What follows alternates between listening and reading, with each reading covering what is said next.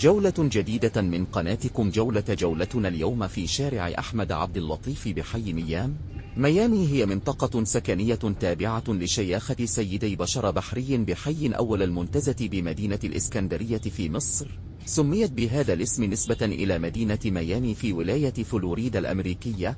تستحوذ ميامي على مساحة واسعة من حي أول المنتزه، وخاصة مناطق بحري قطار أبو قير، وهي منطقة سياحية قريبة من شاطئ البحر، لذلك يوجد بها عدد كبير من المطاعم والمحل التجارية.